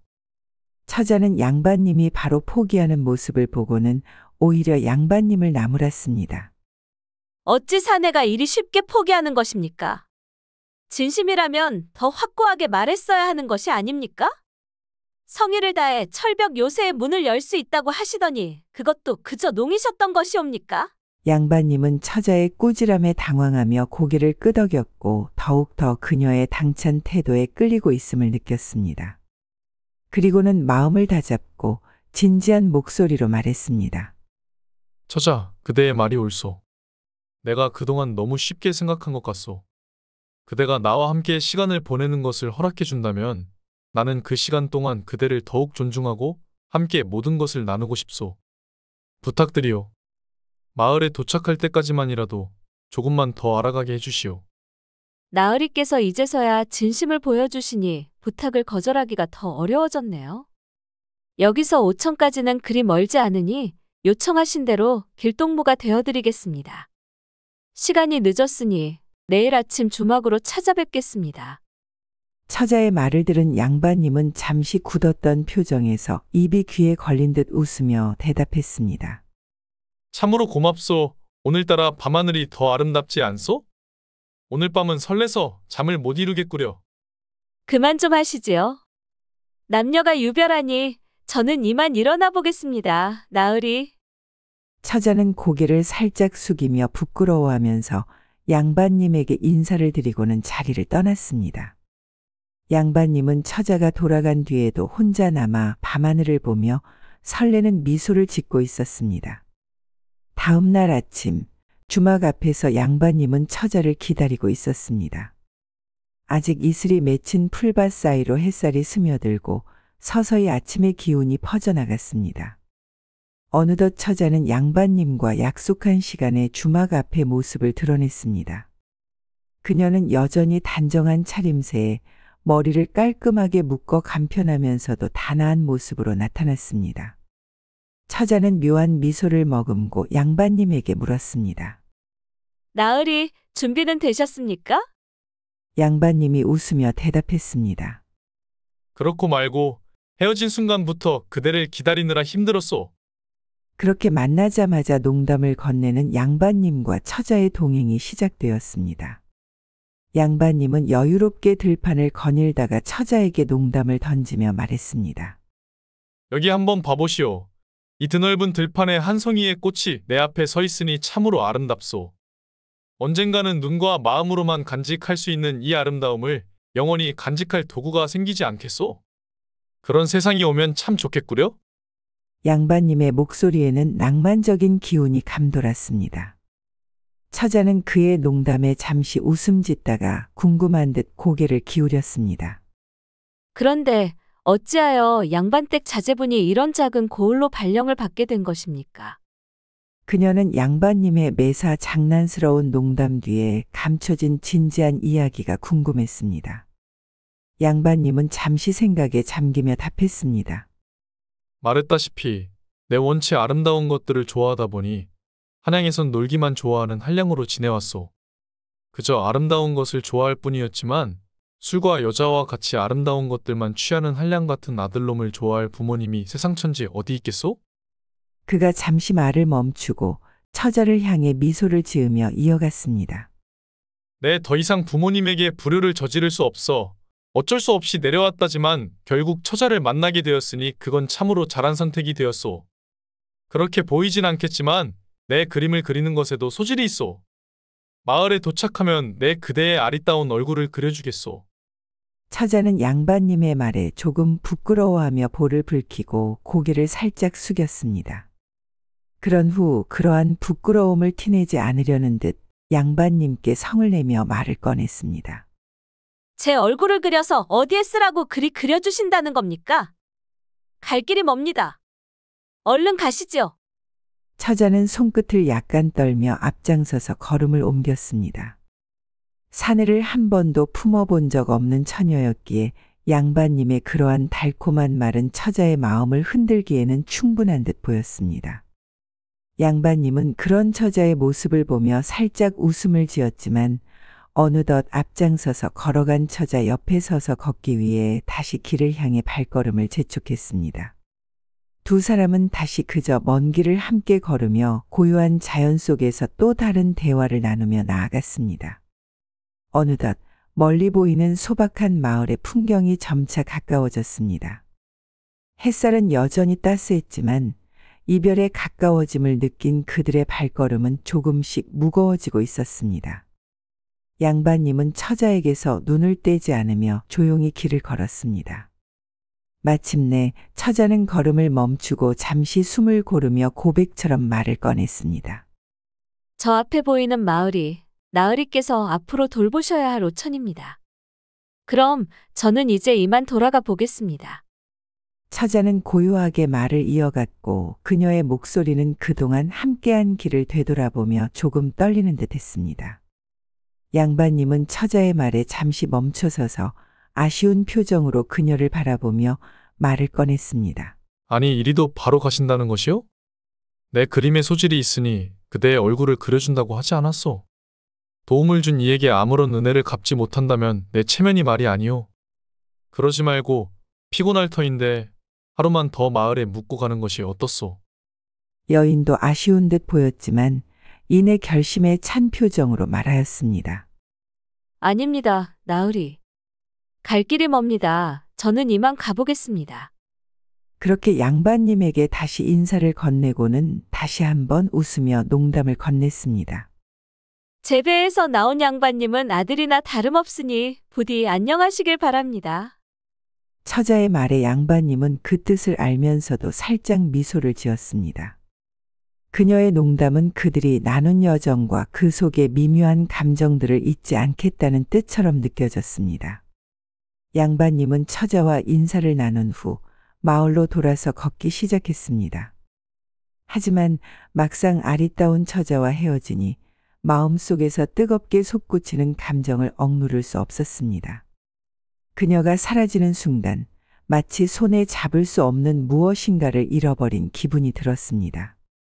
양반님이 고개를 돌리니 아직 처자가 저 멀리에서 걸어가는 것이 눈에 들어온 왔습니다.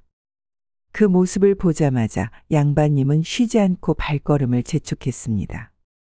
이보시오, 기다려보시오. 양반님이 크게 소리쳤습니다. 처자는 깜짝 놀라며 뒤돌아봤고 양반님은 숨을 헐떡이며 다가갔습니다. 당신과 같은 여인을 다시 만날 수는 없을 것 같소.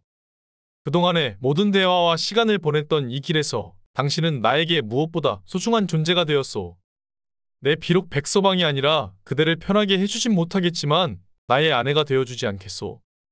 그의 목소리는 간절했고 눈빛은 그동안 숨겨왔던 진심을 그대로 드러내고 있었습니다.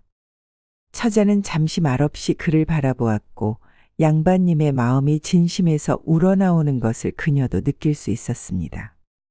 마침내 처자는 고개를 들고 양반님을 향해 말을 꺼냈습니다. 나으리. 처자는 잠시 말문을 열고 그동안 마음속에서 억눌려왔던 감정들을 고백하듯이 풀어냈습니다. 제가 처음에는 나으리와 점점 가까워지는 것을 두려워했었습니다. 그러나 시간이 지나면서 나으리께서 진심으로 저를 아끼고 있다는 것을 알게 되었습니다. 양반님은 그 말을 듣고 가슴속에서 기쁨과 안도의 숨을 내쉬었습니다. 그동안 그녀에게 자신의 마음을 어떻게 전할 수 있을지 고민했던 시간이 스쳐 지나갔습니다. 처자는 잠시 숨을 고른 후 다시 말을 이어갔습니다. 하지만 이제는 저도 나으리의 마음을 받아들이기로 했습니다. 함께 걸어가고 싶습니다. 내일을 함께 만들어 가고 싶습니다.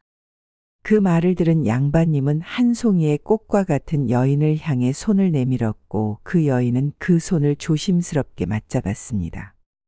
그들은 서로를 바라보며 앞으로 펼쳐질 미래에 대한 기대와 희망을 품고 서로의 손을 꼭 잡았습니다. 시간이 흐르고 양반님과 처자는 오천에서 화려하게 혼례를 올렸습니다. 혼례 후 첫날 밤 두 사람은 조용히 서로를 바라보며 앉아 있었습니다. 그때 처자가 웃으며 입을 열었습니다. 서방님, 저의 철벽 요새와 같은 입을 여시는 건 결국 서방님이시네요. 참으로 어이가 없습니다. 그저 추파만 던지실 줄 알았던 한량 나으리께서 제 옆에 계실 줄 말입니다. 처자가 농담을 던졌습니다. 양반님은 그날 밤 주막에서의 농담을 기억하며 얼굴에 미소를 머금었습니다. 안 하는 거짓말은 하지 않는 사람이요. 그대의 서방은 열지 못하는 문은 없다고 말하지 않았소? 다만 그대의 서방은 한없이 가벼우니 그대가 당장 내일 도망가면 어찌할지 내 참으로 고민이요. 그 말을 들은 처자는 잠시 정색하며 말없이 일어나 양반님의 등짝을 세게 때렸습니다. 등짝을 맞은 양반님은 갑작스런 처자의 모습에 잠시 당황하였습니다. 서방님, 이제부터는 한없이 가벼운 모습으로 다른 여인의 문을 열면 나에게 죽을 줄 아시오. 그 말의 의미를 깨달은 양반님은 웃으며 말했습니다. 내 다짐한 것이 하나 있소. 이제부터 내 삶의 꽃은 그대의 단 한 송이요. 걱정하지 마시오. 양반님은 씩 웃으며 느끼한 표정을 짓고는 한마디 더 건넸습니다. 이리 오시오. 꽃에 물을 줄 시간이요. 어머, 서방님. 잠시만. 그렇게 원님과 처자는 서로의 사랑과 신뢰를 확인하며 누구보다 뜨거운 첫날 밤을 보냈다고 합니다. 그 후 양반님은 오천에서 백성들을 돌보며 마을 사람들의 존경을 받는 인물이 되었습니다. 양반님의 아내인 뱃사공 여인도 서방님을 도우며 두 사람은 함께 백년해로하며 행복하게 살았다고 합니다. 즐거우셨다면 구독과 좋아요, 댓글 부탁드립니다. 다른 재밌는 이야기로 다시 돌아오겠습니다. 새벽 야화였습니다.